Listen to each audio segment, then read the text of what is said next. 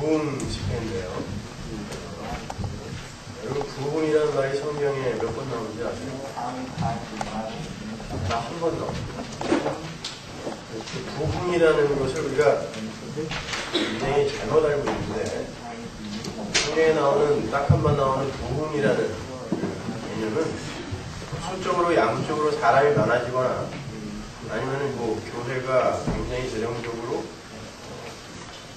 풍성해지거나 이런 것을 이야기하는 것이 아니라 하나님 앞에서 잘려나가고 하나님 앞에서 부서져야 할 것이 완전히 부서져서 하나님이 원하는 순전한 것만 남는 것, 그것을 부흥이라고 해요. 그래서 부흥회, 그러면 사람들이 많이 모여서 으쌰으쌰 한번 그렇게 감정적으로 풀 죽었던 나의 신앙에다가 물을 한 번 주는 정도, 불을 한 번 지피는 정도가 아니라 그동안 우리가 잘못 알고 있던 것, 혹은 또 우리가 하나님 앞에서 부서져야 하고 깨어져야 할 부분들이 깨어져 나가는 고통스러운 현장이 되는 게 부흥회가 맞아요. 그래서 여러분은 3일 동안 완전히 무장 해제를 하시고, 그러고서 좀 그 설교 시간에 임해 주셨으면 좋겠어요. 개그계의 왕따는 왕비호가 있지만 기독교계의 왕따가 접니다. 그런 사람을 부른 그 샬롯집을 하는 교회들 굉장히 대단하지만 그것도 원근 각처에서 이렇게 찾아오신 여러분들 굉장히 대단하십니다. 여기서 제일 먼 데서 온 분 계세요? 혹시 누가 제일 먼 데서 오셨습니까? 7시간, 5시간씩 이렇게 차 타고 오신 분 계시더라고요. 정신이 나가셨어요.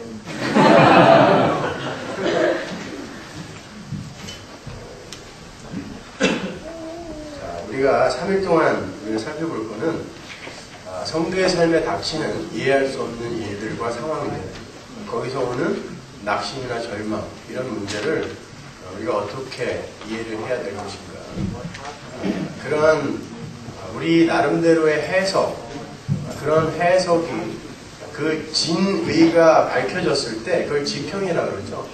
고난의 지평에 대해서 우리가 3일 동안에 살펴볼 텐데, 여러분들이 지금 예배당에 와서 사실 굉장히 좀 경건한 척 하느라고 숨겨서 그렇지, 남녀노소 불문하고 신앙생활하는 거 쉽지 않죠. 사는 것 자체가 어렵습니다.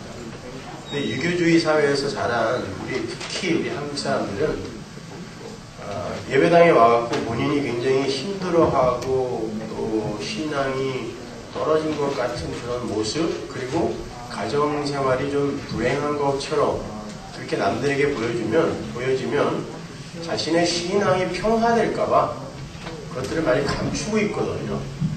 그래서 저마다가 다른 이들에게 속아서 왜 나만 이 모양이지? 이렇게 지금 다들 절망하고 있는 상태들이거든요.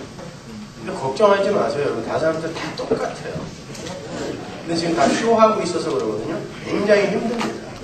여러분, 예수 믿는다고 모든 문제가 다 해결이 되고 여러분의 삶이 한층 업그레이드 되고 그런 일은 없어요. 그건 예수 믿는 믿음의 결과가 아니거든요. 그럼에도 불구하고 우리가 그렇게 배워왔기 때문에 자꾸 우리가 어떤 경건이나 아니면 우리의 삶을 굉장히 위장하는 버릇이 들어가지고, 그래갖고 지금 스스로들 지금 고통스러워하고 계신데, 신앙의 본질, 그리고 또 성도의 삶에 닥치는 고난의 본질에 대해서 한번 잘 이해를 해서 좀 더 솔직하고, 그리고 서로에 대해서 솔직해짐으로 말미암아 찾아오는 진짜 평안이라는 게 있거든요. 그런 것들을 한번 찾아보자고요. 여러분께 제가 하나 여쭤볼게요. 우리가 지금 예수를 믿는다고 하는데, 여러분, 예수를 믿는다는 게 정확하게 뭘 믿는 거예요?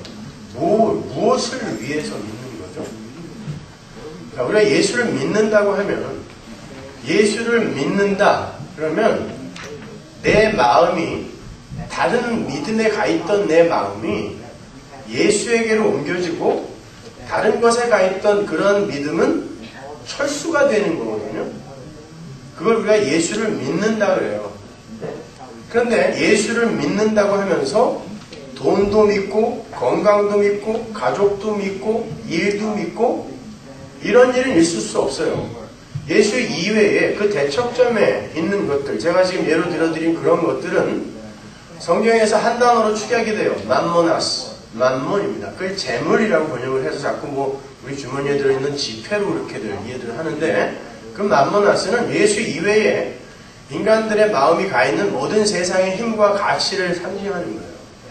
그 맘모나스와 하나님을 동시에 섬길 수 없다라는 말은 우리가 하나님, 예수를 믿게 되면 나머지에 대한 믿음, 그 믿음이 철회되어야 된다는 뜻인데, 정말 여러분이 그런 의미에서 예수를 믿고 계세요? 아니면 예수의 힘을 동원하여 그 대척점에 있는 것들을 더 풍요하게 만들기 위해서 예수를 믿으십니까?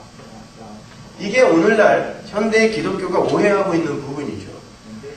그러니까 어거스틴 같은 사람은 그때 당시에 거의 목숨을 걸고 예수를 믿었던 사람들에게 설교를 하면서 이 중에 정말 예수를 알고 예수를 믿는 사람은 10% 미만이다라고 이야기를 했고 5%라고 그랬죠. 참 어거스틴. 그리고 저희 동네, 저와 한 동네 사시는 존 메가더 목사님은 그 성경 공부 열심히 가리키기로 유명한 그레이스 커뮤니티 처치 교인들에게 이 중에 90%는 가짜다라고 폭탄 선언을 해버렸죠. 어떻게 그런 말을 이렇게 함부로 할 수 있죠, 목회자가? 그리고 목숨을 걸고 카타콤에 숨어서 신앙생활을 했던 그러한 이들의 후예들에게 이 중에 예수 진짜 믿는 사람 5% 안 된다라고 어떻게 그 교회, 초대교회의 지도자가 그런 말을 함부로 할 수 있었을까요? 그만큼 예수 믿는 믿음은 쉽지 않다는 것입니다. 넉넉하지가 않다는 거죠. 그런데 세상이 그 믿음을 굉장히 왜곡을 시키고 엉뚱하게 무속신앙화 시켜서 만들어버렸기 때문에 그냥 다들 너도 나도 예수 믿는다고 그렇게들 나서죠. 오죽하면 예수님 당사자가 자기를 쫓겠다고 하는 분들, 그 사람들에게 너희들 계산해보고 쫓아와야 돼. 니들이 지금 엉뚱한 거 원하느라고 나를 지금 쫓겠다고 하는데 여우도 굴이 있고 공중에 나는 새도 거처가 있지만 나는 머리 둘 곳도 없다. 너희들 나 쫓다 보면은 그렇게 될지도 모르는데 그래도 쫓아올 거야? 망대를 짓는 사람이 어떻게 예산도 안 세우고 망대를 지으며 전쟁을 할 사람이 어떻게 개수도 안 해보고 전쟁을 하겠느냐. 예수 믿으려면 너희들이 뭘 손해봐야 되는지 계산하고 쫓아와. 근데 오늘날에는 부흥이라는 미명하에 사람들을 모아서 그걸 세력화하려고 하는 그런 시도들 때문에 일단 모으고 보자, 뽕 잡는 게 매라는 식의 그런 전도가 횡행하게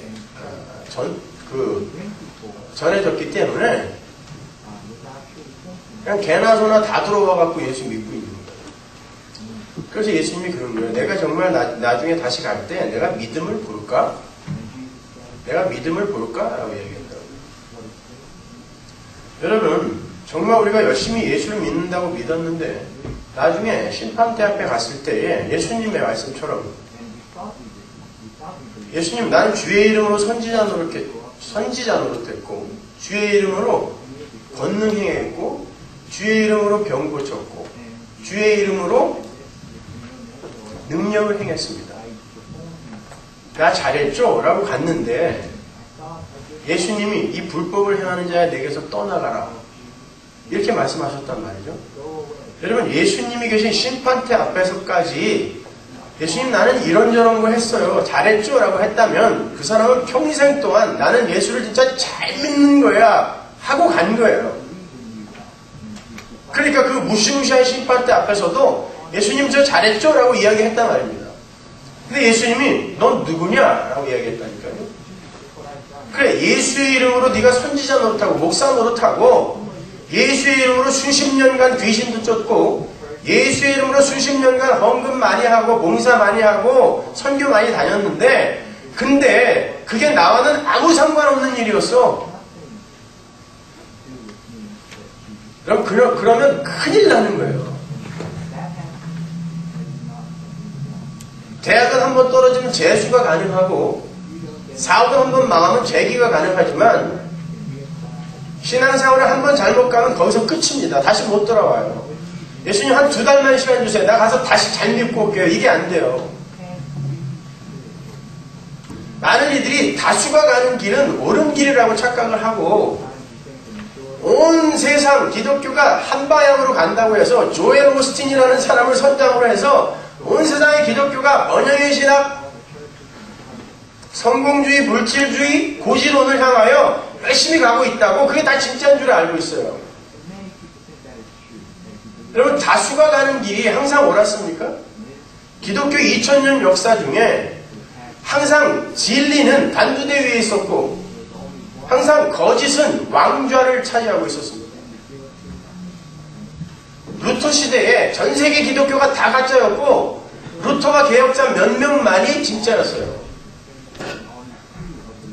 오늘날은 뭐가 대단하게 다를 것 같습니까, 여러분? 사단이 굉장히 착해졌을까요? 세상을 미혹하는 방법을 어떻게 옛날보다는 좀 더 쉬운 방법으로 미혹을 하고 있는 건가요? 그렇지 않습니다. 오늘날 기독교는 굉장히 큰 오해 속에 있어요. 굉장히 많이 왜곡되어 있습니다. 제가 성경 구절을 몇 개 적어왔는데 그거 한번 올려주실래요? 누가복음 8장 28절을 한번 제가 읽어드릴게요. 예수를 보고 부르짖으며 그 앞에 엎드려 큰 소리로 불러 가로되 지극히 높으신 하나님의 아들 예수여 나와 당신과 무슨 상관이 있나이까 당신께 구하노니 나를 괴롭게 마옵소서 하니. 이거 누가 한 말이죠? 귀신이 한 말입니다. 네? 귀신이 한 말인데 귀신이 예수님이 지극히 높으신 하나님의 아들이라는 걸 정확히 알고 있어요. 예수님 당시 세상 사람들 중에 이걸 알고 있는 사람이 몇 명이나 있었습니까? 몇 명 없었습니다. 근데 귀신이 알고 있어요. 적어도 이 귀신은 여호와의 증인이나 자유주의 신학자들보다는 나은 거죠. 응? 그 사람들은 예수님이 하나님의 아들이라는 걸 안 믿잖아요. 한 군데 더 볼까요? 야고보서 2장 19절 네가 하나님은 한 분이신 줄을 믿느냐? 잘하는도다. 귀신들도 믿고 떠오릅니다. 야고보는 귀신들도 하나님이 한 분이라는 걸 안대요. 적어도 기독교 내에 삼신론자들이나 다신론자들보다 훨씬 정확하게 하나님을 알고 있는 거예요. 귀신이. 뿐만 아니라 귀신은 이런 지식적인 믿음뿐만 아니라 감정적인 믿음 또한 갖고 있어요. 귀신이 믿고 떤대요. 그건 다분히 감정적인 것입니다. 그러니까 지식적인 면이나 감정적인 면이나 귀신들은 굉장히 훌륭한 믿음을 갖고 있는 거예요. 그럼 이제 우리 귀신들한테 세례 줄까요? 오늘날 이 정도도 고백 못하고 세례 받는 사람들 많잖아요. 근데 귀신들은 적어도 진심으로 이렇게 고백을 하고 있단 말입니다. 귀신들도 세례 줘야 됩니까? 여러분, 성도가 예수를 믿는다고 할 때에 예수 그리스도의 하나님 되심과 그분의 하나님 아들 되심에 대한 지식은 기본으로 전제가 되는 거예요. 그건 귀신들도 알고 있는 거니까요. 우리가 예수를 믿는다는 것은 그러한 하나님이신 예수님께서 이 땅에 인간의 몸을 입고 내려오셔서 우리의 모든 죄를 대속하시는 제사를 영단번에 십자가에서 치르시고 우리를 그 죄에서 건져내셨다라는 것을 믿는 거죠. 그냥 십자가 하나로 모든 게 해결됐다라는 것을 믿는 거예요. 십자가의 피 하나를 믿는 거예요. 너무 단순해서 세상의 그 믿음을 좀 더 구체화시키고 세분화하다 보니까 엉뚱한 그런 복음들이 왜곡된 복음 아닌 복음들이 전해지고 있는 것입니다. 복음은 심플해요. 그래서 거기에 율법 지킴이나 절기 지킴, 거듭남이나 예수 영접 혹은 의인됨 등이 보태져야 구원이 완성이 된다는 그런 이단 사설들이 너무나 많이 등장을 했어요. 순수한 복음에 인본주의가 계속해서 들어감으로 말미암아 엉뚱한 것들이 복음이다, 기독교다 이런 엉터리 이름을 갖고 우리에게 지금 나타나고 있는 것입니다. 그 모든 건 다 십자가에서 해결이 된 거예요. 우리는 완전한 구원을 선물로 받는 거예요. 오직 믿음이 있는 사람만 그것을 이해할 수 있어요. 그렇다면 자, 예수님이 십자가만 지면 되는 거예요. 그렇죠? 예수님이 십자가에서 우리의 죄를 대속하신 것, 그것이 구원의 전부라면 예수님은 십자가만 지면 돼요. 얘들아, 내가 니들의 죄를 대속하기 위해서 왔어. 어느 날 그냥 성인으로 오셔갖고 뭘 굳이 아기로 태어나요. 하나님이신 그분이 그냥 십자가 지고 죽으면 되는데, 아니면 꼭 이 세상에 왜 인카네이션, 성육신하셔서 왜 오셔야 돼요? 하늘에서 하면 안 돼요. 그거는 어차피 하나님이시니까 내가 그 죄에 다 짊어지고 여기서 죽을게. 그리고 그거 다 너희들에게 전가시켜 줄게. 그래도 되잖아요. 그런데 왜 그분이 아기로 오셔가지고 왜 십자가를 지시기까지 그 순환의 절정, 고난의 절정, 왜 십자가를 지시기까지 계속 순환에서 시작하여 순환, 고난, 고난, 십자가 끝. 왜 그런 삶을 다 살아내시고 결국 고난의 절정인 십자가, 거기서 삶을 끝내셔야 되는 것입니까? 여러분, 사도신경에 나오는 본디오 빌라도에게 고난을 받으사라는 그 대목은요, 예수님의 십자가 고난만을 가리키는 게 아니에요. 십자가를 포함한 예수님의 전 생애를 본디오 빌라도에게 고난을 받으심이라고 요약해서 써놓는 거예요. 여러분, 사도신경 다 암송하시죠? 본디오 빌라도에게 고난을 받으사 바로 앞에가 뭐예요? 동정녀 마리아에게서 나시고. 그러면 본디오 빌라도에게 고난을 받아서 다음은 뭐예요? 십자가에 못 박혀 죽으시고 나시고 죽으심. 가운데 예수님의 생애가 들어가야 되죠. 예수님이 나셨어요. 그리고 예수님이 죽으세요. 그럼 그 가운데는 예수님의 전체 생애가 투약되어 들어가야 돼요. 근데 그 예수님의 전체 생애를 본디오 빌라도에게 고난을 받으사 끝. 전체 생애를 딱 한마디로 축약을 하여 이야기했나.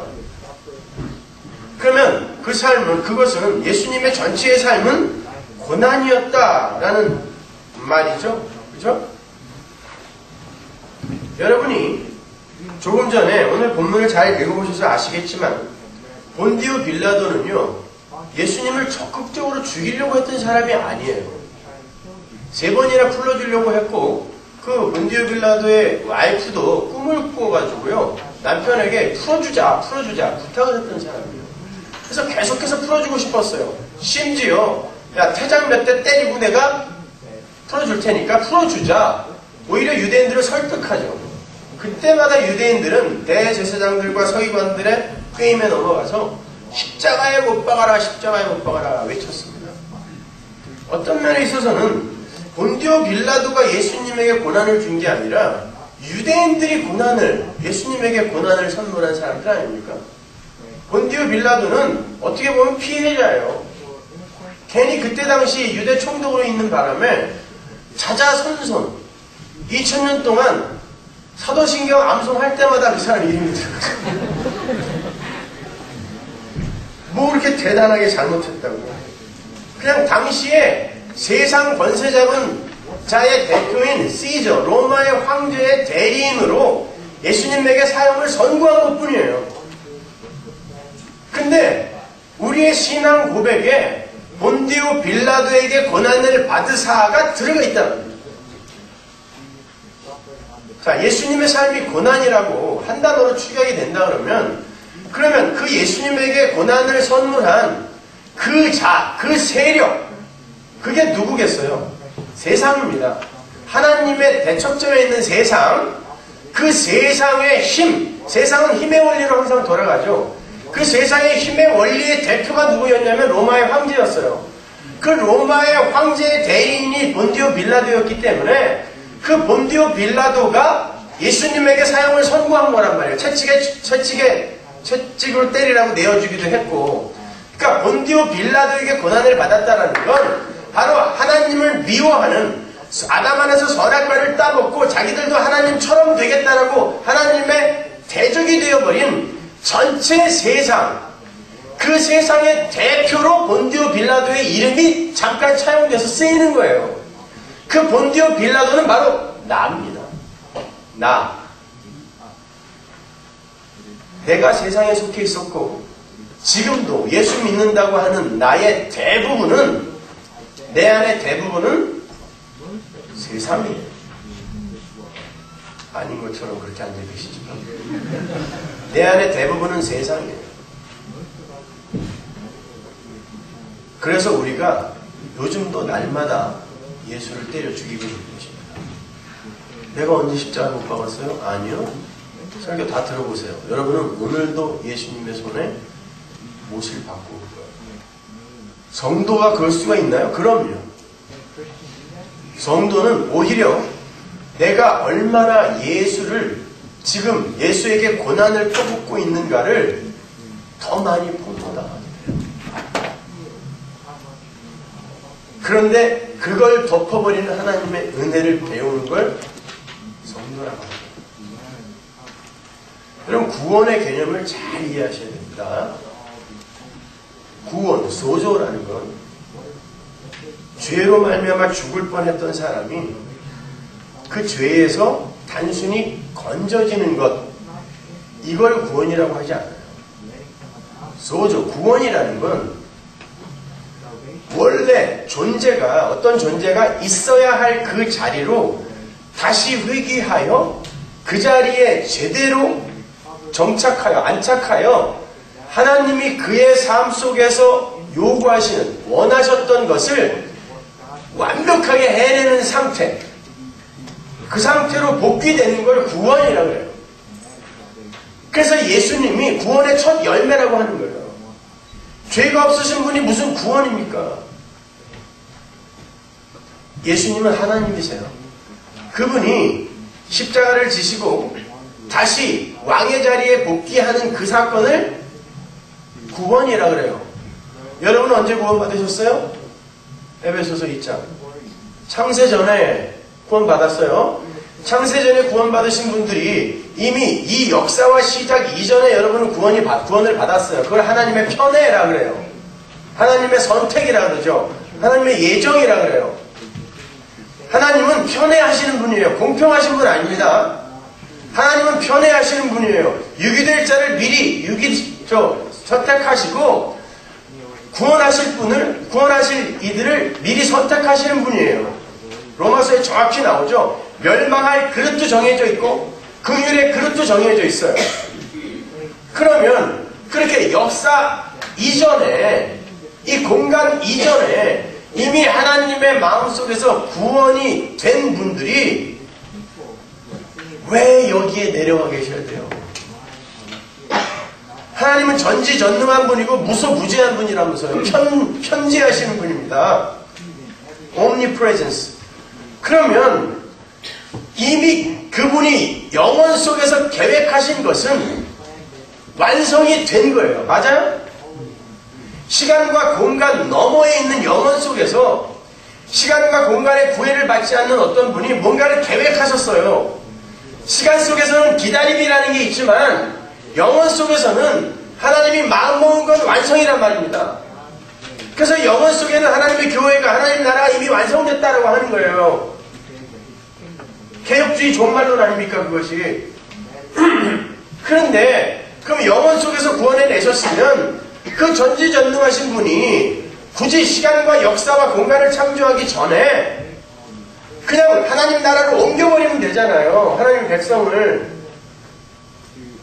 근데 왜 이 고해 같은 역사를 만드시고 왜 이 고해 같은 타락한 공간을 만드셔서 왜 하나님의 백성들을 이렇게 고생을 시키냐고요. 여러분 분명히 그랬잖아요. 살기 힘들죠? 그랬더니 자기도 모르게. 아니야 괜찮아 신앙으로 다 이기지 뭐 이기면 개뿔이나 볼리고요. 진심은 아무 때나 이렇게 폭로해요. 힘들어요. 사는 거 힘듭니다.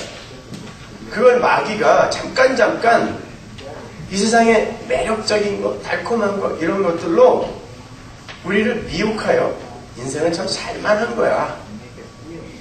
이 세상에서도 세상적인 행복 추구하면서 사는 거 그리 나쁘지 않아.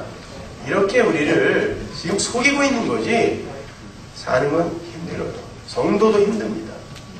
왜? 하나님을 떠난 세상이 토해놓은 그 배설물 속에서 뒹굴며 사는 게 어찌 쉽겠어요. 나그네와 이방인들이 어찌 그게 쉽겠어요. 근데 하나님은 왜 우리를 여기다가 이렇게 집어넣느냐 말이에요. 이유가 있겠죠. 그죠?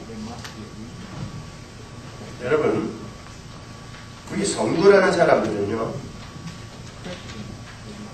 성경에 기록된 대로 이미 하나님의 백성으로 창세전에 선택이 돼요.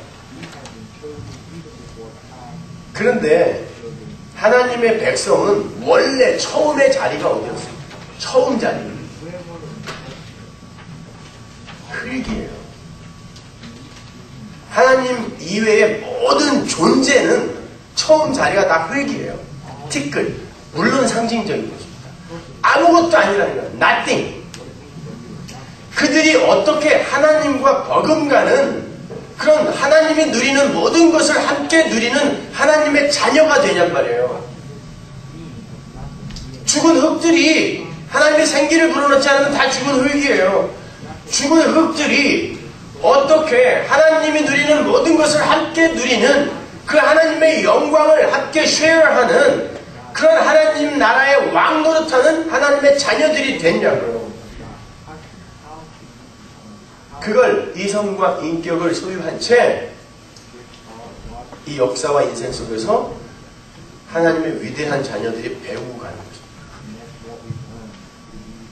하나님의 은혜를 떠난 자들이 토해내놓는 그리고 그들이 열매로 맺는 것들이 얼마나 추악하고 지저분하고 불가능한 것인지 인생 속에서 배우는 거예요. 그리고 그러함에도 불구하고 내가 바로 그 자리에 있는 자였는데 그러함에도 불구하고 나에게 쏟아 부어져서 나를 덮어버린 하나님의 은혜는 도대체 무언가 얼마나 그게 엄청난 것인가를 세상 속에서 배우는 것입니다. 여러분 구원이라는 것 하나님의 은혜라는 건 덮어주는 은혜죠. 노아의 홍수 사건이 어떻게 뭘로 끝나죠? 어떤 에피소드를 끝나요? 노아가 뻘거벗고 술 취해가지고 누워있는 걸로 끝나요. 노아의 홍수 사건. 왜 그런 지저분한 걸로 끝날까요? 도대체 그 술은 어디서 난 거예요?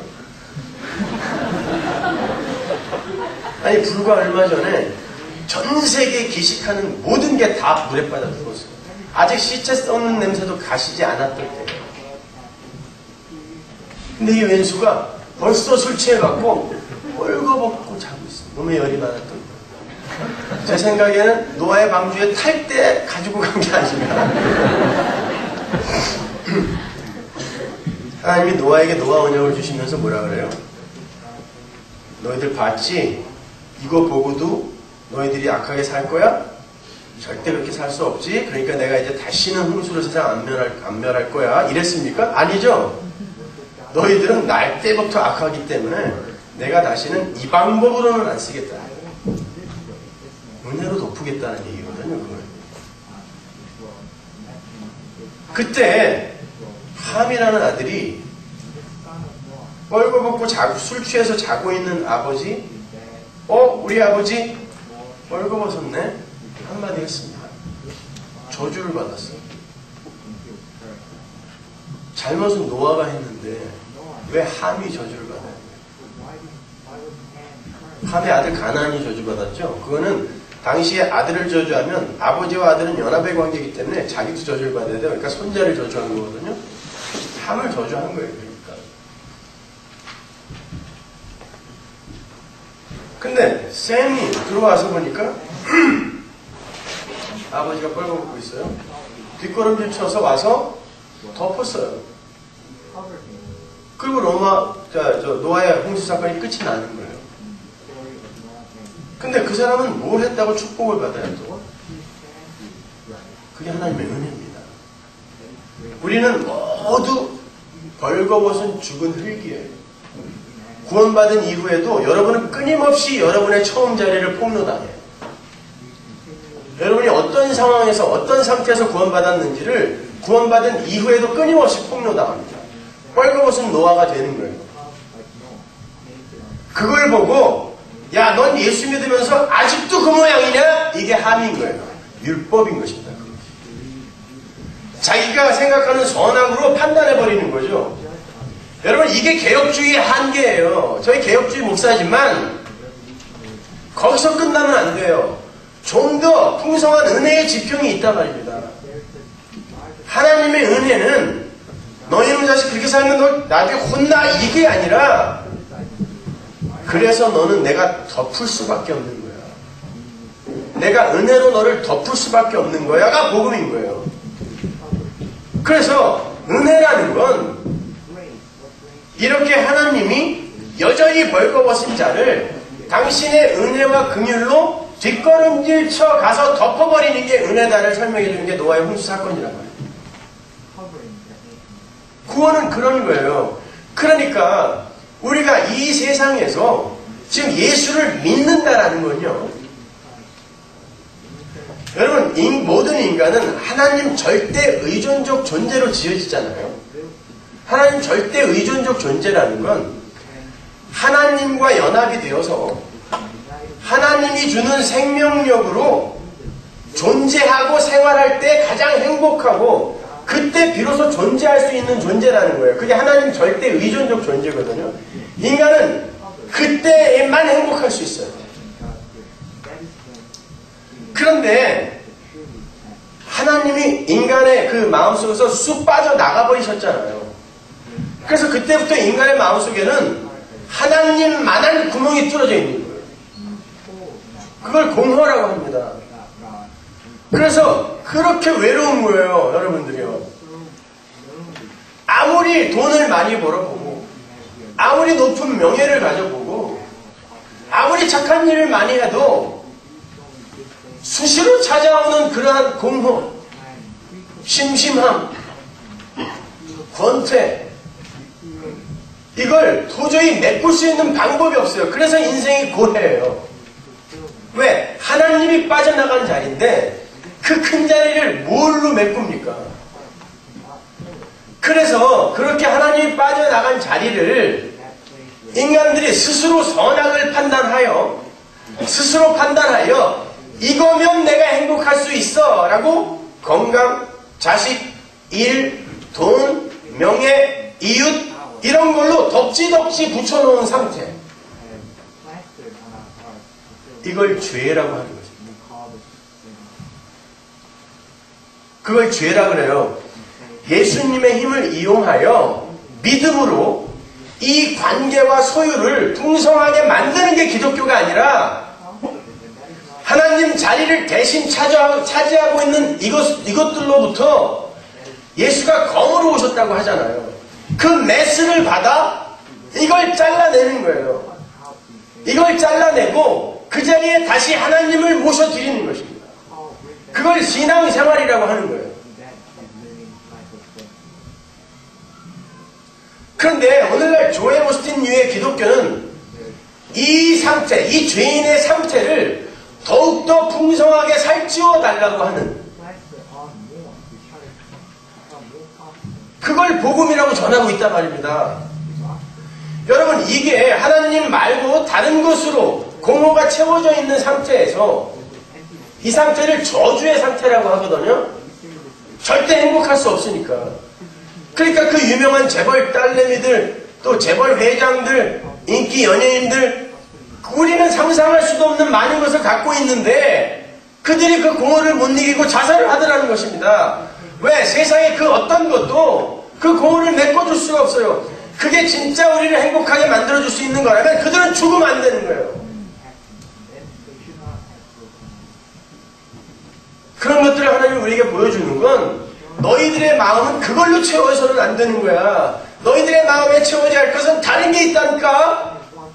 원래 너희들이 지어진 그 자리로 돌아오란 말이야. 이게 처음 자리인 거예요. 어머니의 뱃속에서 어머니의 택주를 받아 어머니로부터 생명력을 공급받는 그 상태. 나는 어머니의 택줄이 끊어지면 무기력하고 연약한 아무것도 할 수 없는 존재잖아요. 그게 죽은 흙이에요. 자궁의 자리, 처음의 자리. 거기에 어머니의 택줄이 연결이 돼요. 어머니는 희생을 당하고 그 어머니의 살과 피를 먹고 생명이 자라는 이게 하나님 나라의 삶의 원리인 거예요. 이게 십자가의 원리라고 하는 것입니다. 이 생명을 품은 부모는, 아버지, 어머니는 항상 이 생명 때문에 손해를 보게 되어 있어요. 그게 십자가예요. 아기 가져본 우리 어머니들 계시잖아요. 내 속에 새 생명이 싹 트게 되면 이 새 생명 때문에 내 몸이 망가져요. 요즘 연예인들이 임신하고도 옛날 몸매를 그대로 유지한다고 자랑이라고 사진도 찍고 그러는데 그건 잘못된 겁니다. 어머니가 새 생명을 잉태하면 반드시 망가지게 되어 있어요. 그리고 빼앗깁니다. 자기 걸 손해보게 되어 있어요. 그리고 이 새 생명이 이 어머니를 나중에는 품어 안는 연합의 상태. 이 상태로 완전히 되는 게 하나님 나라예요. 여러분, 우리가 그렇게 하나님의 백성으로서 이 세상에서 하나님은 도대체 우리를 얼마만큼 큰 은혜와 긍휼로 덮으셨는지, 그리고 그분은 우리 때문에 우리를 하나님의 백성으로 인정하고 그리고 여겨주시기 위해서 하나님이신 그분이 얼마나 큰 손해를 입었는지를 역사 속에서 배우는 거예요. 그러기 위해서는요, 우리가 얼마나 이 세상에서 하나님의 은혜를 떠난 그 상태에서는 얼마나 낮고 얼마나 고통스럽고 얼마나 어두운 자리로 떨어지게 되는지를 확실히 배우셔야 돼요. 그게 전제되지 않으면 절대로 하나님의 은혜의 크기를 몰라요. 그래서 어려서부터 너무 착하게 살아온 사람들이 예수 믿기가 힘든 거예요. 저희 아버님 같은 분. 내가 아무리 생각해도 내가 왜 꼭 예수를 믿어야 되는지 모르겠다. 나는 별로 남들한테 해코지 한 적도 없고 큰 죄를 진 적도 없는 것 같은데 내가 왜 꼭 용서를 받아야 되지?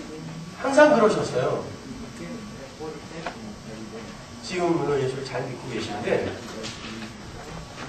자기가 얼마나 죄인인지, 그리고 하나님의 은혜를 떠난 세상이 어디까지 추락을 하게 되는지를 우리가 정확히 알지 못하면요, 하나님의 은혜의 크기를 몰라요.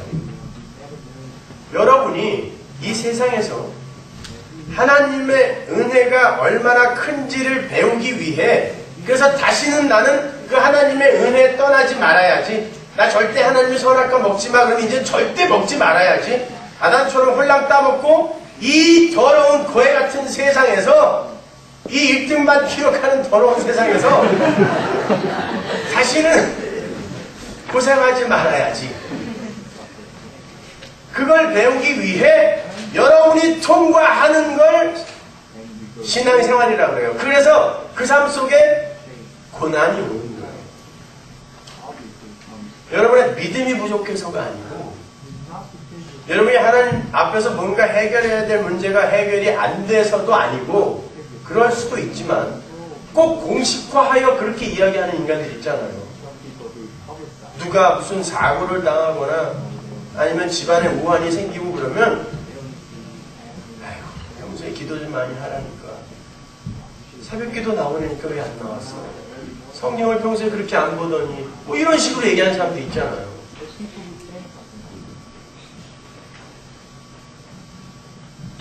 그거 아닙니다, 여러분.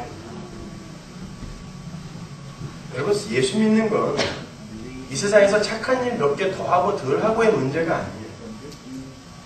타고난 저마다의 소질을 개발하여 훌륭한 성화된 인간이 되는 게 기독교의 목적 아니라니까요. 그게 범신론입니다. 타고난 저마다의 소질을 개발해서 내가 하나님 되겠다는 게 범신론이란 말입니다. 여러분, 착한 일은, 선한 일은 여러분 하나님 나라 가시면은 영원 동안 단 한순간도, 거의 영원이니까 순간이라는 게 없겠지만 단 한순간도 빼놓지 않고 영원 동안 할 게 착한 일이에요. 하나님의 뜻에 맞는 일이 선한 일이거든요. 그게 착한 일이에요. 도덕적으로 윤리적으로 올바른 일이 착한 일이 아니고, 도덕적으로 윤리적으로 올바른 일이 착한 일이라면 다말이 하나님께 칭찬받으면 안 돼요. 시아버지랑 같이 자서 애 낳는 게 뭘 칭찬받을 일이라고 하나님이 의라고 하잖아요. 하나님이 사모할 때 거짓말 시키면 안 돼요. 거짓말하라고 하나님이 시킨다니까요. 그리고 집단 학살 이런 거 하면 안 되죠. 가난에 들어가서 애기까지 다 죽여라. 도덕과 윤리로 판단했을 때 그게 무슨 선입니까? 하나님의 뜻에 맞는 일이 선한 거예요. 그게 의로운 일이에요. 그게 착한 일입니다. 우린 하나님 나라에서 영원히 그 일을 할 거예요. 근데 영원 속에서 그 일을 할 사람들을 이 땅에 내려보내서 그거 몇 개 더 해보라고, 타고난 저마다의 소질을 개발하여 너희들을 업그레이드 시켜서 그런 착한 이가 되어다오. 이게 기독교의 목적지겠습니까? 그럼 한번 여쭤볼게요. 하버드와 예일의 교수 자리를 버리고 평생 라르스 공동체, 장애인들 공동체에 가서 죽는 날까지 장애인들 똥기저귀 가는 사람, 헨리 나우엔과 살인마 김대두, 무고한 사람 10수명을 도끼로 때려 죽이고 감옥에서 죽기 얼마 전에 예수 믿어갖고 나중에 죽는 순간에 간수들에게 선생님들 예수 믿으셔야 돼요. 꼭 예수 믿으셔야 돼요. 나는 예수 믿을 자격도 전할 자격도 없는 사람이지만 예수님이 나 구원해 주셨어요. 선생님들도 꼭 예수 믿으셔야 돼요. 주호환 김대두, 헨리 나우에는 이 세상에서 지금 신의 경지에 올라가 있어요. 평가가, 그죠? 어떻게 사람이 그걸 모든 걸 내려놓고 여러분 좋아하는 거, 그 모든 걸 내려놓고 거기 가서 장애인들과 이렇게 죽는 날까지 살았을까? 김대두, 나쁜 놈, 막판 뒤집기로 그래 이렇게 천국 간단 말이야? 자, 도덕과 윤리로 판단했을 때 김대두는 쓰레기입니다. 헨리 나우에는 신의 버금가는 인간이에요. 지금 천국에 가서 헨리 나우에는 어마어마한 큰 맨션에, 김대두는 개털 모자 쓰고 개천역 한잣집에 이렇게 살고 있을까요? 하나님이 둘을 어떻게 차등 있게 대하실 것 같으세요? 여러분, 하나님 나라에 상급이 있다고 생각하세요? 어떤 상급? 상급 있어요. 어떤 상급일까요? 영생이 상급입니다, 여러분. 상이라는 게 뭐예요?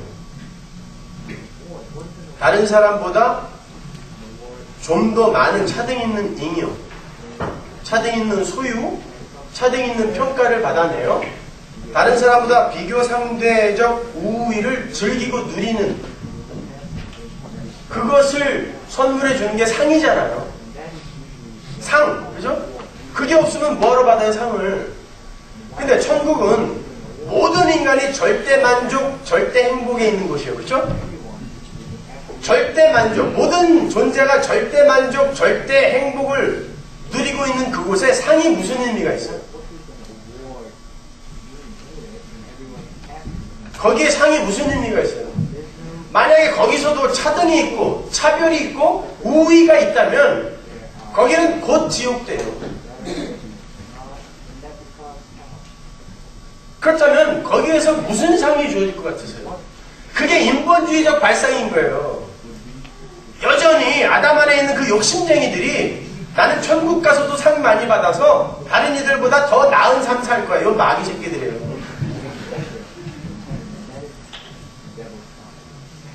그런 거 없어요. 그러면 보세요. 헨리 나우인이나 김대두나 하나님은 동일한 자녀로 덮으신다면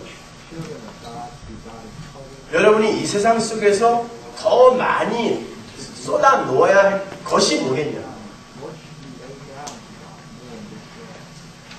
헨리 나우인을 본받아 그렇게 사는 것이겠습니까? 슈바이처 본받아 그렇게 살까요? 예수를 하나님의 아들이라고 인정도 안 한 그런 사람? 50년간 박사학위 4개 다 버리고 아프리카에 가서 열심히 일했으니까 그거 본받아 살면 하나님이 착하고 충성맹종을 잘했다 이렇게 평가해 주실까요? 하나님과 관계없는 선행, 그게 악입니다. 그건 반드시 자기 안에 점수로 쌓이게 되어 있어요. 반드시 자기 안에 자기 의로 선으로 쌓이게 되어 있습니다. 그걸 악이라 그래요. 하나님이 완전히 자기 부인되고 비어진 상태에서 하나님이 채워져야 되는 하나님의 백성 안에 자기가 해놓은 어떤 것이 점수로 쌓여서 하나님이 들어올 틈을 막아버리는 거예요. 그걸 악이라 그래요. 그걸 죄라 그래요. 그렇다면 우리가 이 세상에서 꼭 하고 가야 할 건 뭐겠냐고요. 자기 부인이에요. 정답.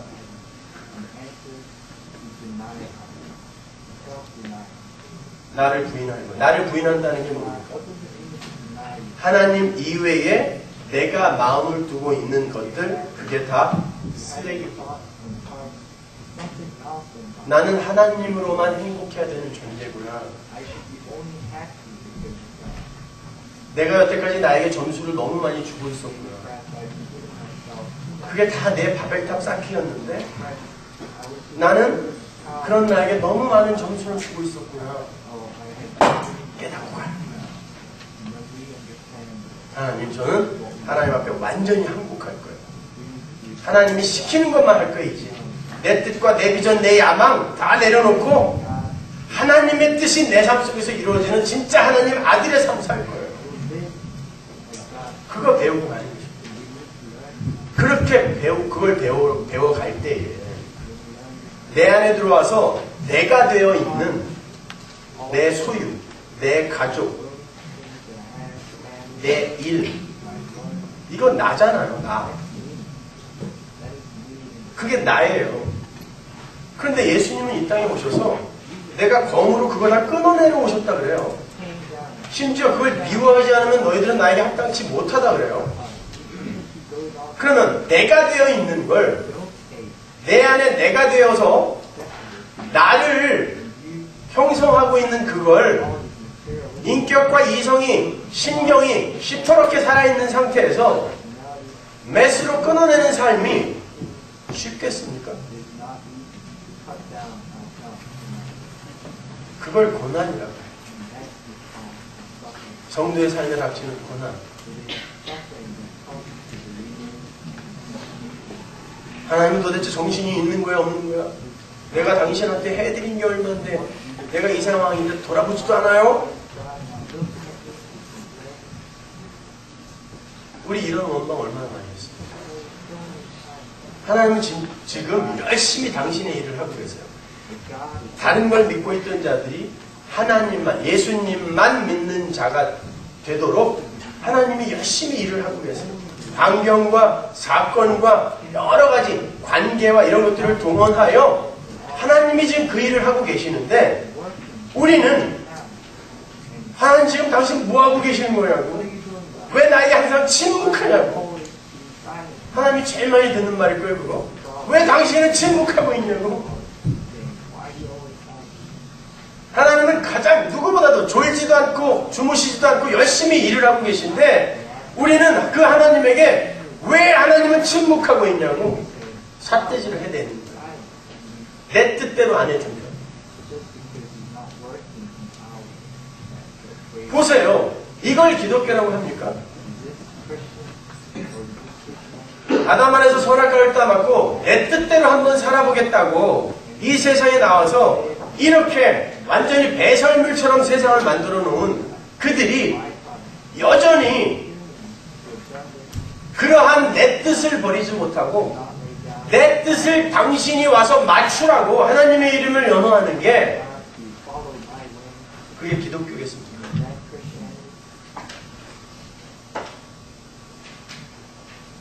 그런 기독교는 없어요. 그건 무속신앙이라고 해요.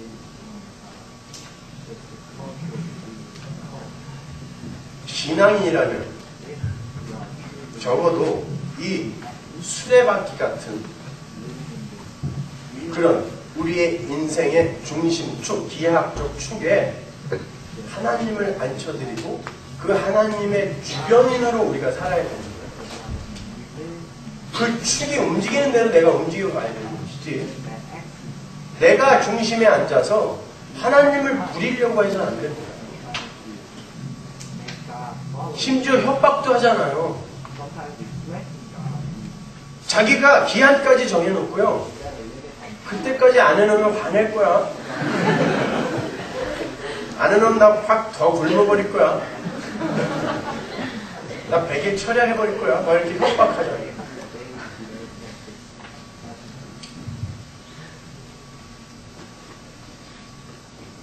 그런 이들을 향해 예수님이 말씀하시는 거예요. 네가 누구니? 심판대 앞에서. 네가 누구니? 우리 큰일 나는 거예요. 그런 거예요. 우리는 이 세상에서 하나님을 자유롭게 사랑하는 자로 지어져 갑니다. 그러기 위해서는 하나님 나라에서는 모든 존재가 십자가의 삶의 원리로 살아요. 나 이외에 내 것을 털어 나 이외에 다른 존재를 유익하게 하고 다른 존재를 살리는 그러한 이들만 모여 사는 곳. 그래서 거기에 사는 모든 존재가 다 왕이라고 합니다. 여러분 우리가 거기 가서 왕 노릇한다면서요. 계시록에 나오잖아요. 그럼 모두가 다 왕이면 누가 백성이야 도대체? 다 왕관 쓰고 그냥 일렬로 쭉 앉아있는 거예요? 뭐예요 그게? 무슨 소리예요? 나 이외에 다른 존재들이 전부 자기 걸 털어 나를 위해 주는 곳이기 때문에 모두 각자가 왕인 거예요. 하나님조차도 그렇게 사세요. 그게 십자가 안에서 나타난 거예요. 예수님은 하나님을 계시하기 위해 오신 분이기 때문에 하나님의 속성이 바로 그런 걸 보여준 거란 말입니다. 그러니까 이 세상에서 그 하나님 나라에서 서로 그 관계 속에서 유지가 되는 그 자유로운 사랑, 이걸 배우기 위해서는 거기서는 모든 사람이, 모든 존재가 다 풍성함 속에서 자기 걸 털어서 섬기기 때문에 다 행복하죠. 그죠? 생각해보세요. 나 이외에 전부가 나만을 위해서 살아줘요. 그것도 진심으로. 그게 천국인 거예요.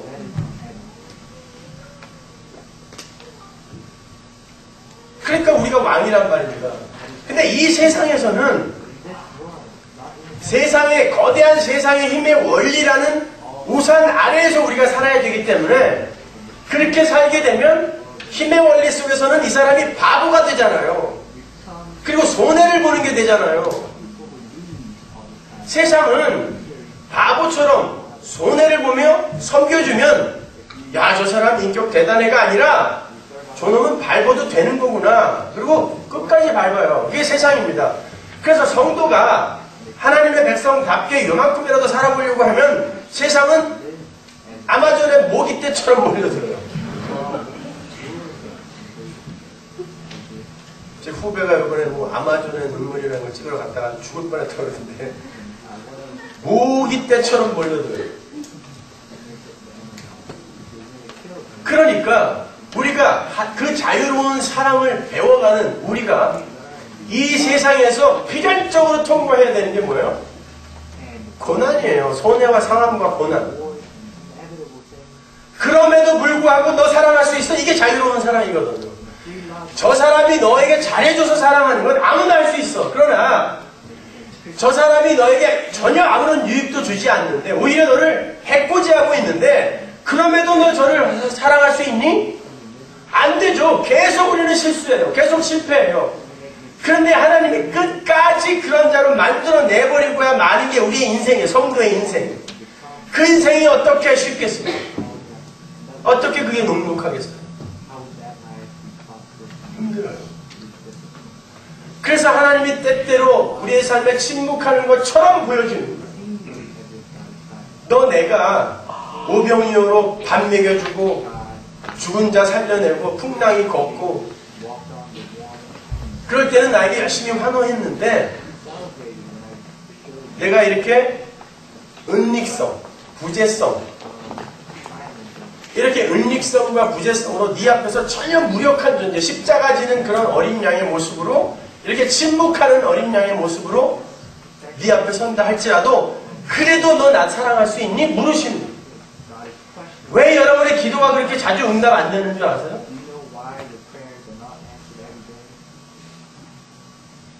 믿음 없는 사람이라는 소리 들을까봐 기도 응답 안 된 거 남한테 얘기도 못했잖아요. 여태까지 5만 번 기도해서 한 2번 들어줬는데 나는 기도하는 척도 너무 잘 들어주시고 이러고 살았잖아요. 아니죠. 안 들어지죠. 잘. 왜 그럴까요? 내가 너에게 이런 걸 계속 해줄 때는 불교인들도 나 사랑한다. 이슬람 교인도 알라 알라 그러면서 나 사랑하더라. 근데 너 내 아들이잖아. 내가 너에게 네 꿈과 네 비전 묵사발 만들어버리고 네가 원하는 거 안 주는데도 너 나 사랑할 수 있니? 진짜 천국에 갔을 때 거기에 초가 삼관이 너한테 준비되어 있다고 한다면 너 진짜 그 천국에서 살 자신 있어? 물으시는 거죠. 하나님 나라는 하나님이 있어서 가는 곳이에요.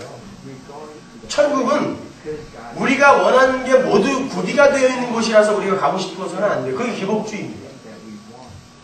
하나님이, 나를 사랑하는 하나님이 너무 좋아서 그 하나님이 계신 곳이라면 초가 삼관이라도 비가 새는 판잣집에 새우잠을 잔데도 그 어디나 하늘나라. 두 개가 합쳐져요.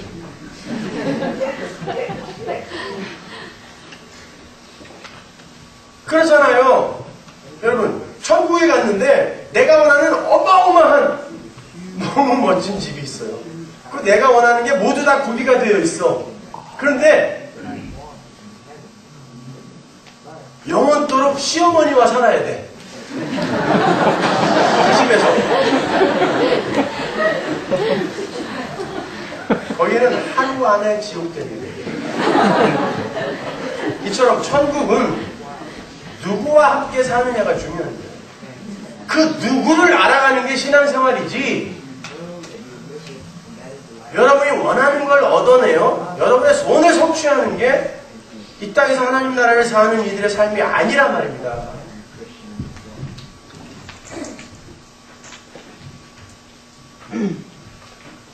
그걸 이해시켜드리기 위해서 제가 할복이라도 하면 하고 싶은데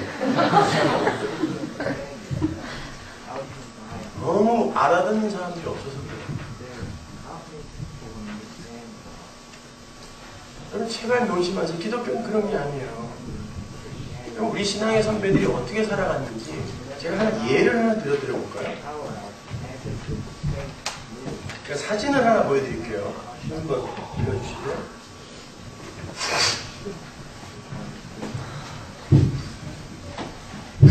여러분 이분이 누구신지 아십니까? 써있네요. 사랑의 원전. 여러분이 너무나 잘 아시는 분이죠? 이 손영환 목사님은 신사참배를 반대로 신사참배 반대로 주기철 목사님하고 최봉성 한상동 목사님하고 40년부터 45년까지 목종 생활을 하신 분이에요. 나머지 세 분은 목에서 돌아가셨어요. 순교하셨고 손양훈 목사님만 해방과 함께 출국을 했습니다. 그때 그 감옥 속에서요. 이 손양훈 목사님이 자신이 심무하시던 애양원 교회에 쓴 편지가 있어요. 그걸 제가 조금 몇 대목 발췌해 갖고 왔거든요. 그걸 한번 저와 같이 읽어볼까요? 옥종면 북방리에 사는 신도들에게 43일 6월 24일에 쓰신 거예요. 기간에 각양 파란 곡절은 너희들을 연단시켰구나. 파도는 지혜 있는 사공을 만들고 한설이 아니었더라면, 여기 많이 왔죠? 한설이 아니었더라면 송죽지절을 누가 알리요. 한설을 가민하니 그 큰 눈을 인내해내니까 매화가 아름답고 추상, 그 설이 찬설이를 거쳤더니 국화가 향기로워지는구나. 신고를 감수하니 그 매운 고통, 그 엄청난 고통을 감수하니 참아내니 내심 내 마음이 낙원이고 만난을 극복하니 어마어마하게 많은 고난을 극복하니까 용사보다 강하구나. 옳다.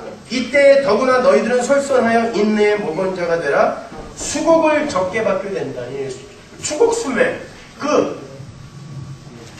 1년 동안 열심히 지은 농사, 그걸 아주 헐값에 그냥 사버리는 왜 일본 놈들이. 그러니까 수곡을 적게 받게 된다니 일변은 섭섭하나 손해본 자가 있는 것이 보아 확실히 덕을 보는 자가 있겠구나. 이 물질의 제로성 원리를 너무 확실히 아시는 거예요.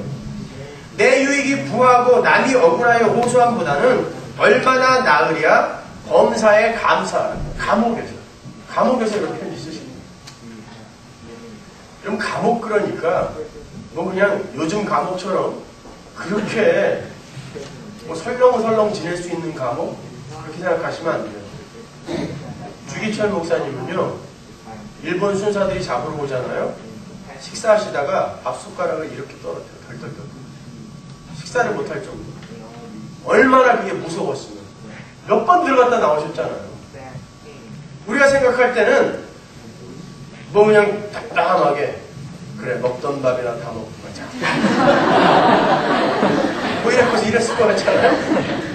밖에서 부르잖아요. 그때부터 손을 덜덜덜. 그리고 끌고 갈 때는 기둥을 붙들고요. 나 안 간다고 어린애처럼. 얼마나 고통스러웠어요. 그 감옥 속에서 자기 교회 교인들에게 이런 편지 씁니다. 참자. 고난은 우리에게 유익한 거야. 한설, 추상 잘 견뎌봐. 멋진 매화와 멋진 국화가 되는 거 아니냐. 참자. 하나님이 우리에게 허락하신 거라면 참자. 두 번째 편지 볼까요? 백로는 기강하여 대지는 시원하다만 심중 고열의 한로는 언제일까? 뒷간에 앉아있으면서 어찌 악취를 피할 수 있으며 세상에 처하여 있으면서 어찌 고난을 면할 수 있으며. 뒷간에 푸세식 화장실에 앉으면 냄새 나잖아요. 그것처럼 성도에게 있어서 고난은 피할 수 없는 거란 뜻이에요. 금세에서 안락을 도모하는 자 마치 연못 구워 지경이로구나. 나무에 가서 물고기를 구한다는 거예요. 이것이 죄악 결과의 현상이로구나. 보세요. 성도가 이 세상을 살면서 나는 여기서는 편안하게 살 거야. 여기서는 하나님의 복 받고 행복하게 살 거야. 이게 악이래요. 죄악의 결과래요. 옛날 바울 같은 성자도 오라 나는 괴로운 사람이로다 누가 이 사망의 몸에서 나를 구원하랴 하였거니와. 사망의 몸이 뭔지는 아시죠? 살인자가 누굴 찔러 죽이면 그 시체를 살인자하고 같이 묶어버려요. 썩을 때까지. 그 몸, 시체가 사망의 몸이에요. 그걸 떼어달라고 할 만큼 고난이 그렇게 심했어요.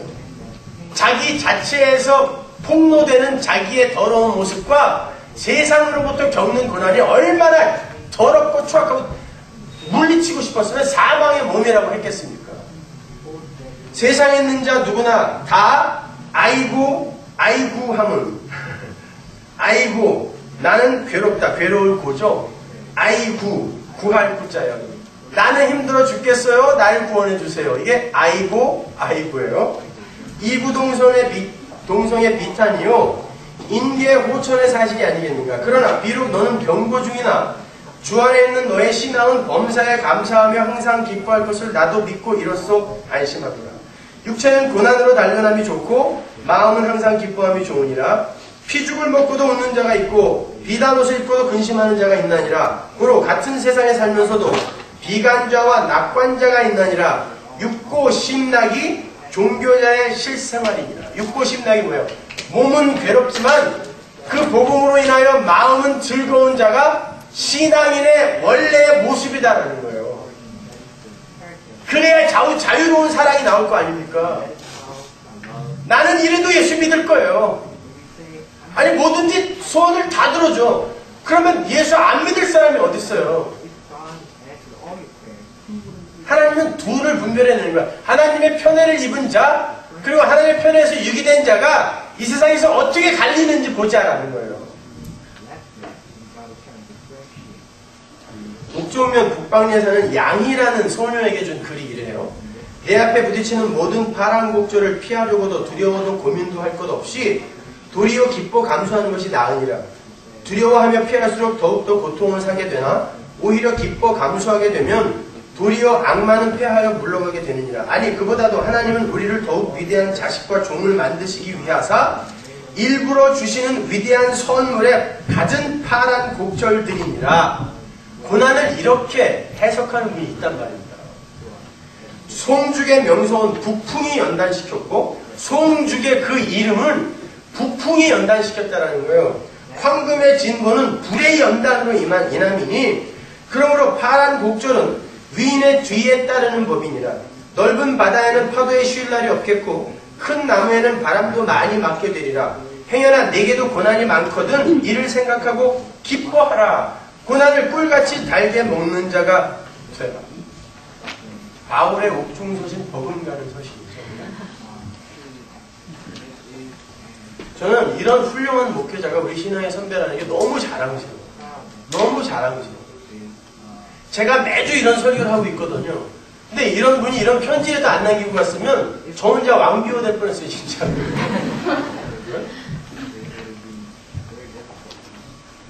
근데 그렇게 온갖 고생 끝에 출국을 한 지 얼마 되지 않아서 타지에 가서 부흥사경회를 인도하는 목사님에게 청천벽력 같은 소식이 들려왔어요.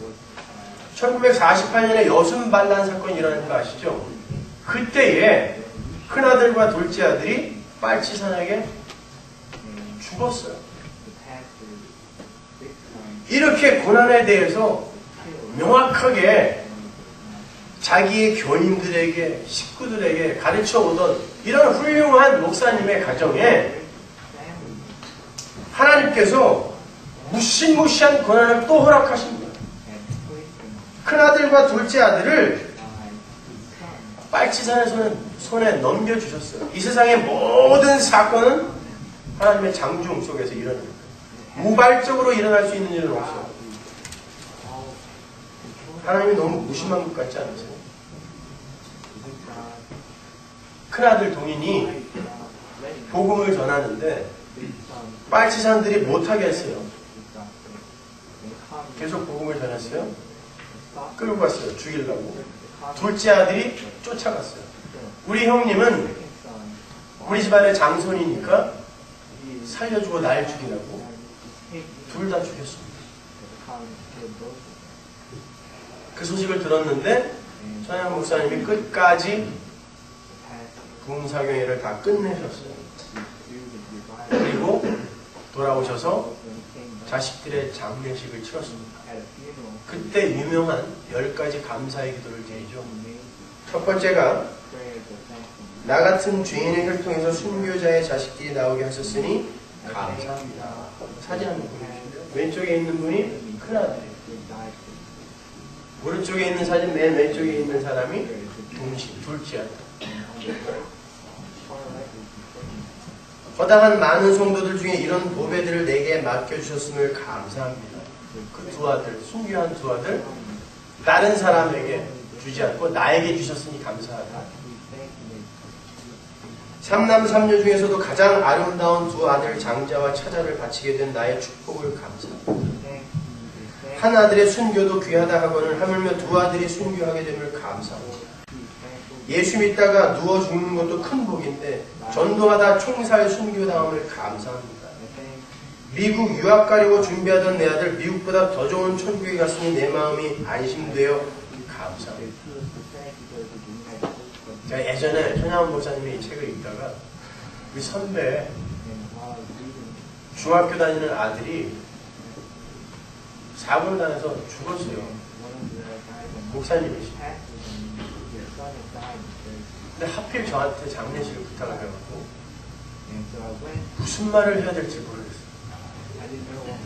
중학교 1학년짜리가 죽었는데 거기 가고 며칠 후 요단강 건너가 말이야. 부모 마음이 어떻겠습니까? 근데 그런 눈치를 보고 있는 저한테 또 막 화가 나더라고요. 그 아이가 예수 잘 믿고 갔대요. 아버지 말에 의하면. 그러면 천국에 조기 입성한 거죠. 바로 그 해에 13살짜리인가 14살짜리가 서울대 조기 입학한 해예요. 근데 라디오 뉴스가 온통 걔 얘기밖에 없었어요. 근데 서울대에 조기 입학한 애는 온 세상이 그렇게 칭송을 하고 있는데 천국에 조기 입성한 그 아들은 부끄러움의 대상이 되고 있다라니까요. 자식이 일찍 죽으면 뭔가 큰 죄를 진 것 같은 부모가 그런 마음을 갖고 있는 거예요. 천국은 서울대학교보다도 못한 거예요. 그죠? 오늘날 교회에게. 아무도 가고 싶어 하질 않아, 솔직히. 왜? 하나님을 사랑하지 않으니까요. 솔직히 한번 얘기해보자고요. 거기에 하나님이 계셨으면 좋겠어요? 안 계셨으면 좋겠어요? 그냥 내가 원하는 것만 다 구비해놓고 그 양반은 어디 딴 데서 살았으면 좋겠죠? 사사건건 참견 안 하고. 그것 보세요. 그러니까 죽었다가 살아난 펄시콜레 같은 인간들이 아직도 안정하고 다니는 거예요. 죽었다 살아나는 게 뭐가 이렇게 대수예요. 천국에 올라갔다가 야 이제 끝났구나. 그리고 하나님과 포옹하고 있는데 야 잠깐 내려갔다 와야 되겠다. 야. 저 안에서 널 왜 열심히 기도하고 있다. 도르가 나사로 얼마나 화났겠어요. 어떻게 해서 내가 여기 올라오는데 저놈들이 안에서 기도하는 바람에 내가 또 내려가요. 근데 사람들이 그 사람들을 다 부러워해요. 천국에 안 가고 싶으니까. 예수를 믿는다고 하면서도 천국과 하나님 나라와 하나님을 모르는 겁니다. 이분은 감사하고 있어요. 야 우리 아들들 천국 조기 입성했는데 감사해야지 당연히. 7째, 나의 사랑하는 두 아들을 총살한 원수를 회개시켜 내 아들 삼고자 하는 사랑의 마음을 주신 하나님께 감사합니다. 뒤에 고개 뻗쩍 쳐들고 있는 그 사람이 두 아들을 총살시킨 안재선이에요. 손양원 목사님 순교당하셨을 때 이 사람이 맞상등으로 됐습니다. 8째, 내 두 아들의 순교를 말미암아 무수한 천국의 아들들이 생길 것이 믿어지니 감사합니다. 9째, 이 같은 역경 중에서 이상 8가지 진리와 하나님의 사랑을 찾는 기쁜 마음, 여유 있는 믿음 주신 하나님께 감사합니다. 10번째, 이렇듯 과분한 축복 누리게 되는 것을 감사합니다. 여러분, 이 손양원 목사님은 교인들의 상당수가 나병 환자들이었어요. 그 나병 환자들의 환부를 입으로 빨아서 치료해줬던 분이에요. 그러면 그분을 조금 편안하게 가게 해주실 수도 있잖아요. 이 교회의 모습이 애양원 교회인데요. 이렇게 꼬박 앉아서 하루에 2시간, 3시간 한 번 예배에 설교를 들으셨고요. 무릎 꿇고 앉아서 다 교인들이 그렇게 하루 3번씩 예배 드렸대요. 요즘은 뭐 1시간만 넘어가는 난리가 나죠. 사람이 저거 오늘날 이 예배의 추세를 읽지를 못하고 설교를 30분 이상 하다니 감사.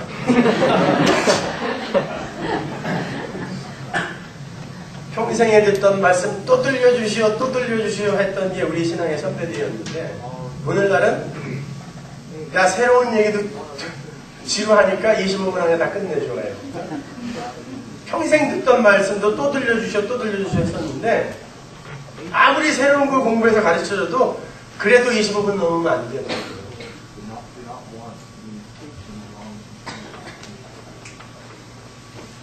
여러분, 그렇게 고난을 통과하던 선영원 목사님이 결국 어떻게 돌아가세요?共산당에게 총살당합니다.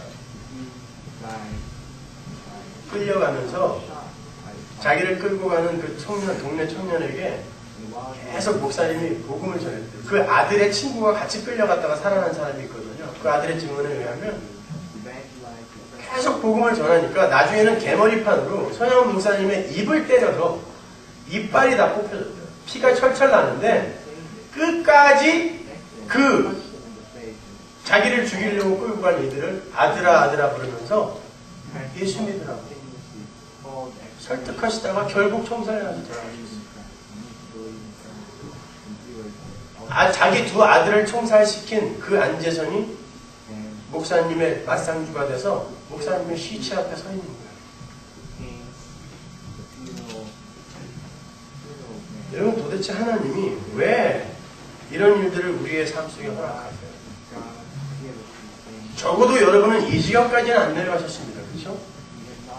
적어도 우리가 바울서신에서 읽은 바울의 삶, 그거의 발톱의 때만큼도 우리는 아직 내려가지 않았어요. 근데 너무 힘들어하고 있는 거예요, 다들.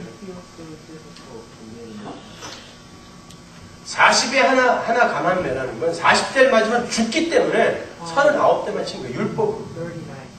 그걸 수시로 맞았고, 바로 자기와 함께 같은 동네 살던 사람들에게 짱돌로 돌에 맞아서 죽은 것 같이 될 때까지 맞았어요. 허구한 날 굶었고, 허구한 날 배는 난파되고, 왜 그런 걸 하나도 안 막아주시냔 말이에요.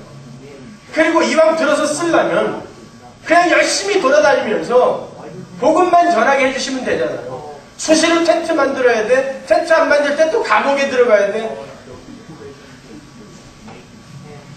근데 하나님의 복음은 그가 감옥에 들어가 있었을 때 대부분 전파가 됐다는 거 아세요? 왜 하나님의 일은 하나님이 하시는 거예요. 뿐만 아니라 몸에 가시가 있어요. 무슨 질병인지 우리는 몰라요. 그러나 그 가시라는 단어가 스콜럽스라는 단어. 스콜럽스는 선인장 가시, 생선 가시가 아니라 전쟁 용어예요.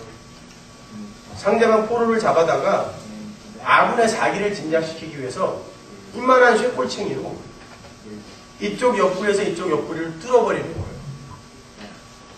적장의 옆구리를. 그리고 자기 진영 군사들에게 보여주고 질질 끌고 다니면서.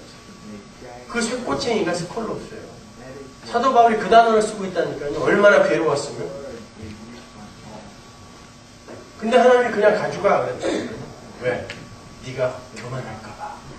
이유까지 말씀해 주세요.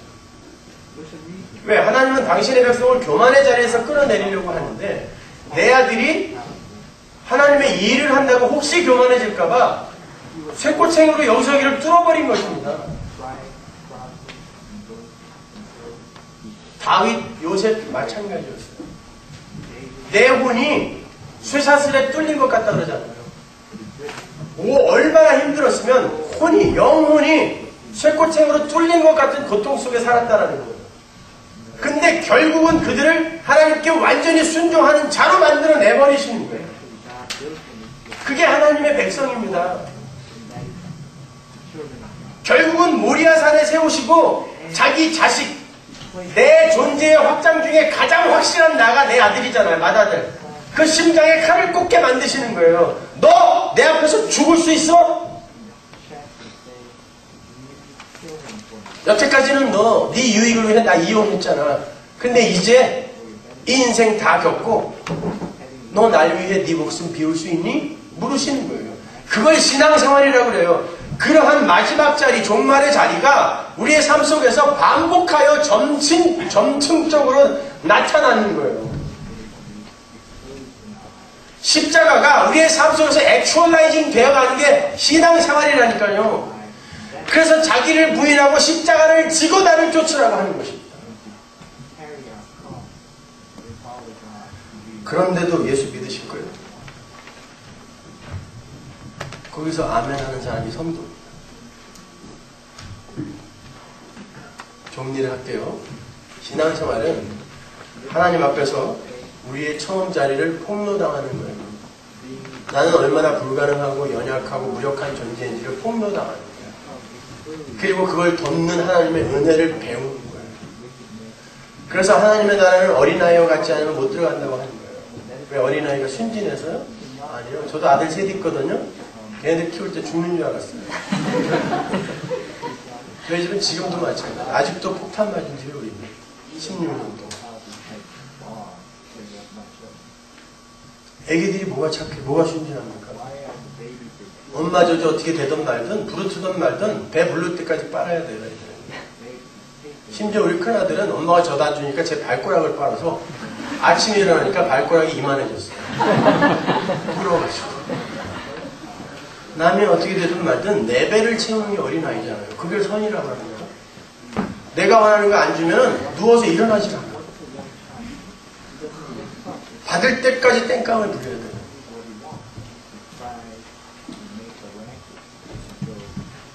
네, 인간은 나면서부터 마귀예요. 그들을 어떻게 하나님의 자녀로 만들어가는 걸 배우는 게 인생이라니까요. 그래서 애기 보는 걸 베이비 시팅이라고 하는 거예요. 깔고 안고 싶은 마음.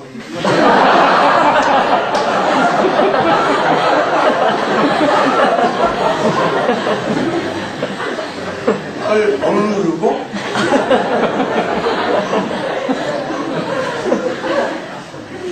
베이비시터 깔고 있는 어린아이라는 건 그렇게 땡깡을 부려서라도 아버지가 나에게 안 주면 나는 방법이 없는데 어떡해요? 라고 뻔뻔스럽게 하나님의 은혜만을 구하는 걸 어린아이라고 합니다. 아버지가 안 주면 나는 도저히 구원받을 방법이 없는데, 행복할 방법이 없는데 어떡해요? 그러니까 아버지가 주세요. 그렇게 납작 엎드려버리는 거예요. 그걸 구원이라고 해요. 그러면 그 자리로 내려가려면 지금 내 안에 있는 선악의 판단이라든지 내 안에 있는 나에게 준 많은 점수들, 이런 것들이 하나하나 부인되어져 가야 돼요. 내가 이렇게 멋진 신앙인이 점점 쪼다가 되어져 가야 돼요. 남들 앞에서도 내에게서도. 그래서 결국에는 오라는 공고함으로다 누가 이 사망에서 나를 건져줄까?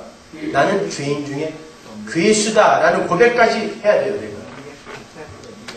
내가 이 세상에서 제일 나쁜 인간입니다.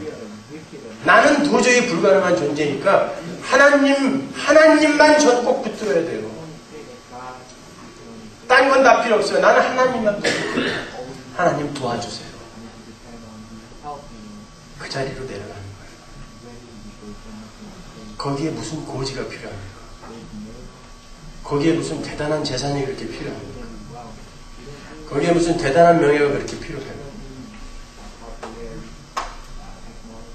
만약에 여러분이 고지를 점령하여 하나님 나라가 확정이 된다고 한다면 아브라함 카이퍼 같은 세계적인 3대 개혁주의 신학자가 네덜란드의 수상이었을 때 네덜란드가 전부 하나님께로 돌아왔어요. 그때 네덜란드가 포르노 수출 1위였어요. 안 바뀌었습니다, 나라가.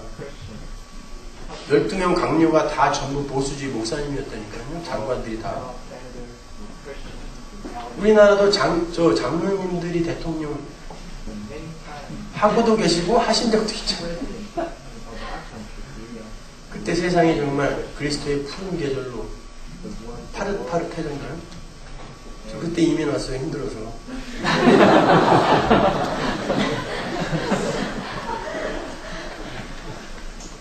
하나님의 나라는 우리의 피를 타고 전해지는 거지 우리의 능력을 빌어 전해지는 거 아닙니다. 약할 때 강함이 되는 하나님 나라의 원리로 하나님 나라는 전파되는 것이지 힘의 원리, 강함이라는 힘의 원리로 점령하는 게 하나님 나라 아니라고. 더 낮아지세요. 더 겸손하세요. 하나님께서 높은 자리에 세워주시거든 그 자리에서 겸손히 먼 글을 또 보여주세요. 낮은 자리로 밀어내시거든 그 자리에서 자유로운 사랑인지 뭔지를 보여주세요. 그렇게 한 발 한 발 가면 되는 거지. 여러분이 무슨 업적을 쌓아서 하나님 앞에 점수를 얻으려고 하지 마십시오. 하나님의 일은 하나님이 하세요.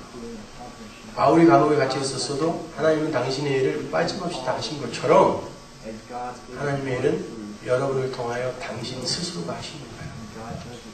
너무 조바심 내지 마시고 그냥 열심히 하루하루를 하나님과 관계 있는 자로 사시는 거예요. 그게 제일 힘든 거예요. 그 평범함 가장 힘든 거예요. 제가 아프스에 있는 수도원에 한 15일 정도 갔다 온 적이 있어요. 예전에 내일 우리 찬양 간증 집회 때 잠깐 말씀을 드리겠지만 전혀 기대를 안 하시네요. 제가 아주 유명한 가수였는데 한 15일 올라갔는데요. 알프스가 얼마나 추운지 아시잖아요. 만년서 있는 곳인데 거기에서 수사들이 사는데요. 정말 불쌍해서 먹을 정도로 사세요.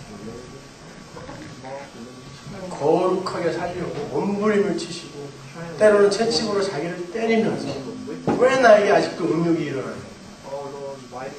그렇게 못 먹고 그렇게 춥고 그렇게 그냥 노동에 시달리면서도 또 자기를 때려. 야, 사람 살 때가 안 되는 거야. 그리고 그런 공로는 하나님 앞에 카운트 안 돼요. 우리는 하나님을 인스파이어 시키는 게 아니라 하나님으로부터 그분이 하신 일에 감격하는 거예요. 내가 하나님을 감동시키려고 하면 안 됩니다. 하나님에 의해 내가 감동받게 되면 하나님은 당신의 감동을 내 삶 속에서 스스로 취해요. 그래서 그 삶 속엔 자랑이 없는 거예요. 그래서 하나님 앞에 가면 예수님 내가 언제 했죠? 하나님이 찾아갔는데 나는 모르는 거예요. 내가 언제 했죠? 하나님은 했어. 모세가 하나님 나는 애굽에서 사람 떼어 죽이고 도망간 건데 내가 언제 애굽의 보화를 그리스도를 위하여 받는 능력보다 싫어하고 떠났죠? 하나님이 모세의 일기를 지우고 들어오시면서 하나님의 일기를 모세 걸로 써주시는 것입니다. 사라가 하나님 당신이 나한테 아들 준다고 그랬더니 나 비웃었는데 언제 내가 믿음으로 아들을 낳았어요? 아니야 네가 낳았어. 지워줘. 거기에 감격하는 게 성도의 신앙생활입니다. 그걸 은혜라고 합니다. 거기에서 내가 부인되고 진짜 내 안에 살고 계시는 예수가 드러나는 거예요. 그게 진짜 선이에요.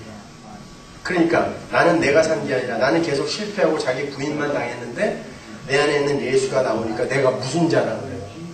못하는 것입니다. 그러기 위해서는 여러분 많은 실수하시는 거 맞아요. 그래서 여러분이 그렇게 남들 앞에서는 번드르르하게 사셨지만 혼자 가슴을 치면 내가 이러고도 그리스도인이 맞아? 그랬던 거예요. 내가 이러고도 예수 믿는 게 맞아? 예, 루터도 죽기 3개월 전까지 그랬어요. 하나님 저 진짜 구원받은 거 맞아요? 제가 무슨 종교 개혁이라고 뭐 해놨는데 나는 당하는 거예요. 근데 하나님이 감동을 취해가세요. 네가 다 한 거야. 무슨 소리야. 그 하나님의 은혜에 감격하세요. 결국 여러분 안에 있는 그 예수, 진짜 생명인 예수가 여러분의 옛 몸을 다 먹어버리고 출산되는 거예요. 그게 부활입니다. 아버지가, 하나님 아버지가 우리에게 먹히고 우리를 배태하신 것처럼 우리는 그 하나님 아버지를 다 내 안에 있는 새 생명 예수가 내 옛사람을 다 먹어버리고 결국에는 옛사람을 싹 벗겨낸 다음에 새 사람을 부활시킵니다. 그게 먹히는, 예수에게 먹히는 삶을, 빼앗기는 삶을 자기 부인으로 십자가에 잡니다. 그래서 여러분의 삶이 그렇게 고단한 거예요. 그러나 괜찮아요. 거룩한 고단함이며 거룩한 고난인 거예요.